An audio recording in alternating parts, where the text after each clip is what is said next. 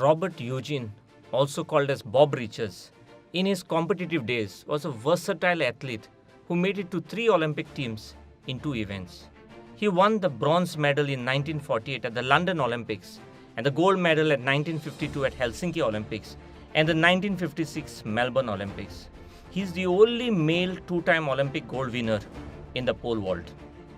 Sports history tells us that Cornelius Dutch Warmerdam dominated the sport of pole vaulting in the early 1940s, and he was the first person to vault over 15 feet, and he remained the only person to be able to do so until 1951.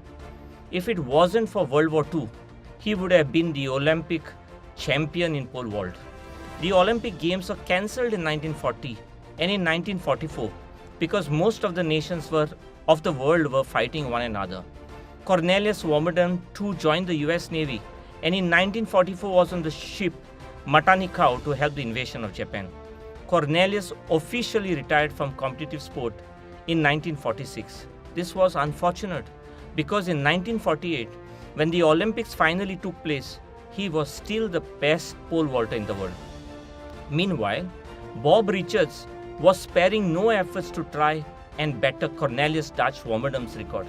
However, when his best efforts reached a stalemate, he decided to take help from the best and contacted Cornelius, who graciously agreed to mentor and train him.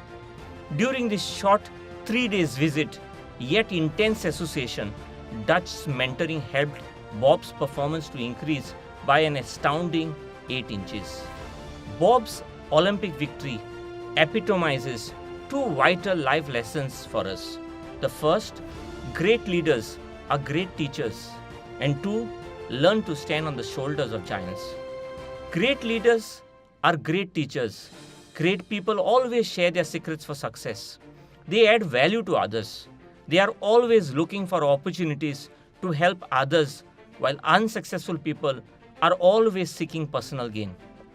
As Zig Ziglar once said, you can have whatever you want in your life if you only help other people get what they want in their life. Great people always live by this philosophy. They find satisfaction not only in teaching others, but also in mentoring them by showing others how they could become more than they ever believed. Socrates was a Greek philosopher who taught and mentored Plato.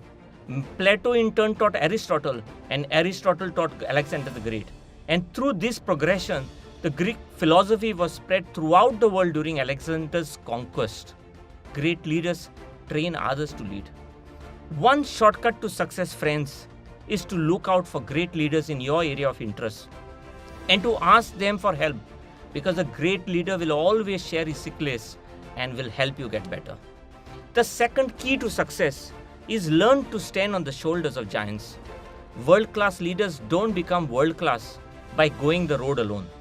World-class leaders use a proven process, a coach, a mentor to point out their blind spots, push their limits, and step into greatness. Isaac Newton once said, "If I have ever seen more than others, it's simply because I have stood on the shoulders of giants." We think and perform like the people we surround ourselves with, like those within our orbit. So when you stand on the shoulders of giants, we see more and see things that are more distant than they did, not because our sight is superior or because we are taller than they, but because they raise us up, and by their stature add to ours. You see further than they saw, and their height adds to yours, making you taller than you ever were. Friends, a key takeaway from this is simply ask, ask, and ask. History is filled with examples of incredible reaches and astounding benefits people have received simply by asking for them. Yet, surprisingly, asking is one of the most powerful of all. Yet, it's a challenge that holds most people back.